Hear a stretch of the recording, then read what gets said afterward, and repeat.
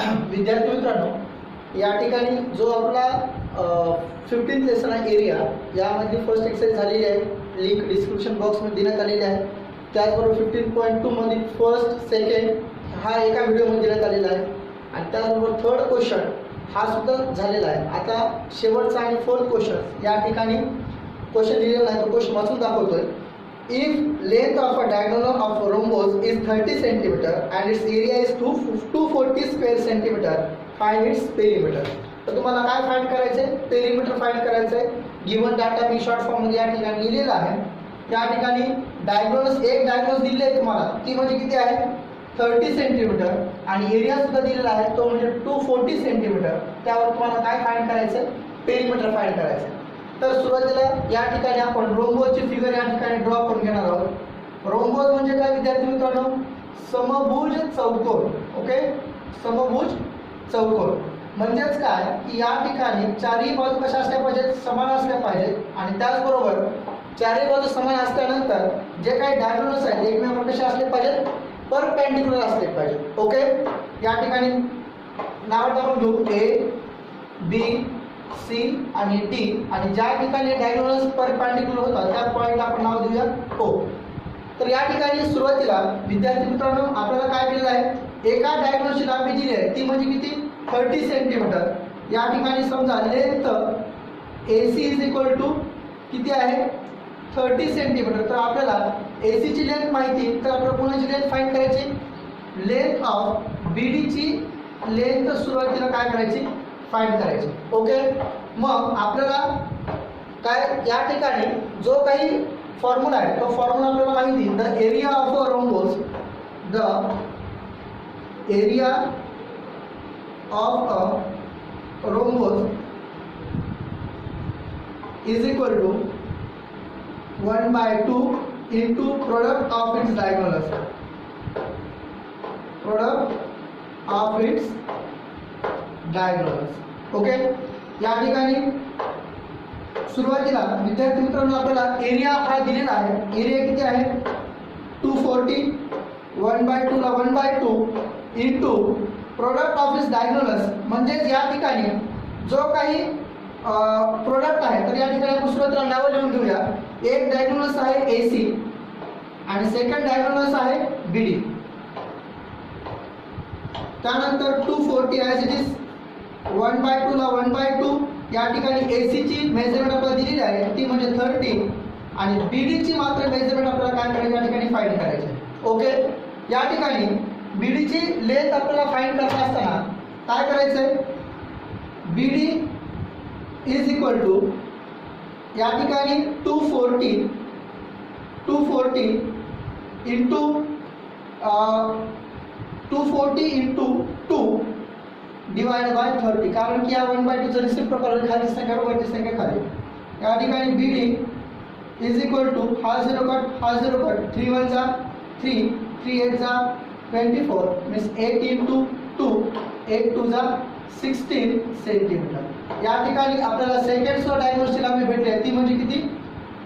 16 centimetre. Okay, यानंतर आपल्याला काय करायचं आहे? आता या ठिकाणी दोन्ही डायगोनलची लांबी भेटलेली आहे आणि आता काय फाइंड करायचं? पेरिमीटर. पण पेरिमीटर फाइंड करत असताना आपल्याला हे जे काही क्वाड्रिलॅटरल दिलेला आहे किंवा हा जो रोम्बोस दिला त्या रोम्बोसच्या चारही साईड पैकी एक साईड आपल्याला माहिती असणं गरजेचं आहे. तर या ठिकाणी जर आपण विचार केला तर AC ची पण लांबी माहिती, BD ची पण लांबी माहिती, पण या ठिकाणी आपल्याला AO ची एक लाईन लेंथ फाइंड करायची आणि BO ची एक लेंथ फाइंड करायची. तर सुरुवातीला आपण लेंथ ऑफ AO याची लेंथ फाइंड करणार आहोत. तर या ठिकाणी जे काही डायगोनल्स आहेत ते एकमेकांवर परपेंडिक्युलर झालेत, म्हणजे काय झाले? एकमेकांवर काय झाले? लंबदुभाजक झालेत. म्हणजे या ठिकाणी टोटल लेंथ आपल्याला माहिती AC आहे, तर हाफची लेंथ किती असेल? टोटल लेंथ आहे 1/2 इंटू लेंथ ऑफ AC. 1/2 ला 1/2 AC ची लेंथ आपल्याला माहिती 30. या ठिकाणी कट आउट करू 2 1 जा 2 2 1 जा 2 1 इज रिमेन 2 5 जा 10. म्हणजेच AO ची जी लेंथ आहे ती किती आहे? 15 सेंटीमीटर. ज्याप्रमाणे AO ची लेंथ काढली त्याचप्रमाणे आपण BO ची लेंथ फाइंड करणार आहोत. Length of BO is equal to 1/2 into BD. Okay, या ठिकाणी 1/2 ला 1/2 BD ची लेंथ आपण आताच फाइंड केली, ती म्हणजे 16. 2 1 जा 2, 2 8 जा 16. म्हणजेच या ठिकाणी BO ची लेंथ किती आहे विद्यार्थी मित्रांनो? 8 सेंटीमीटर. ओके, म्हणजे BO ची लेंथ 8, त्याचबरोबर AO ची लेंथ 15.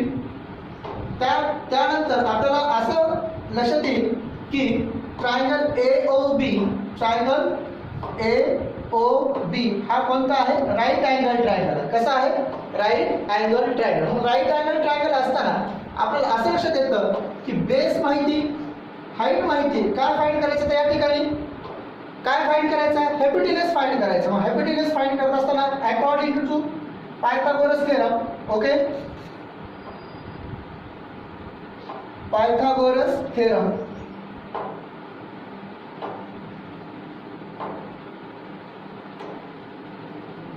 पायथागोरस थेरमचा फॉर्म्युला काय विद्यार्थी मित्रांनो?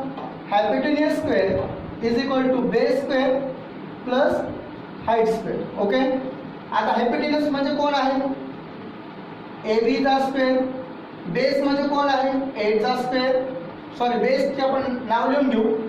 BO चा स्क्वेअर. आणि हाईट म्हणजे कोण आहे? AO चा स्क्वेअर.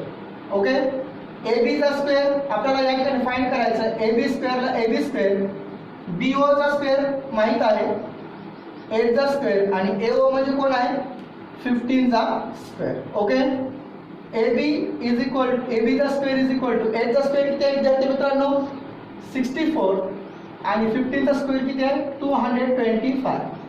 या ठिकाणी विद्यार्थी मित्रांनो AB चा स्क्वेअर इज इक्वल टू 64 आणि 225, त्याचं जे काही ॲडिशनल येणार आहे 5 + 4 9, त्यानंतर 6 + 2 8, आणि 2 as it is 289. Means AB is equal to 70, कारण की 289 चा स्क्वेअर रूट किती आहे?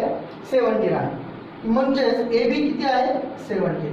तर आता आपल्याला विद्यार्थी मित्रांनो एक साईड माहीत झालेली आहे. यानुसार आपल्याला आता या रोंगोचा पेरिमीटर काढायला काही अडचण नाही. तर आपल्याला फॉर्म्युला माहिती, the perimeter of rhombus is equal to 4 into side. 4 into side. या ठिकाणी आपल्याला फॉर्म्युला माहित आहे. 4 इंटू साइड तो लिहिलेला आहे. या ठिकाणी 4 ला 4 साइड आपण आताच फाइंड केली आहे, ती म्हणजे 17 सेंटीमीटर. 17 चा डबल 4 पर्यंत काम करायचं. 17 4 जा 68, आणि मेजरमेंट सेंटीमीटर असल्यामुळे centimetre. Means perimeter is equal to 70, sorry not 70, perimeter is equal to 68 centimetre. अशा पद्धतीनं आपला 15th लेसन मधला जो काही 15.2 आहे हा प्रॅक्टिस सेट संपलेला आहे. यानंतर आपण 15.3 पाहणार आहोत. आणि जर तुम्ही चॅनलला सबस्क्राईब केलं, चॅनल सबस्क्राईब करा, लाईक करा. थँक्यू.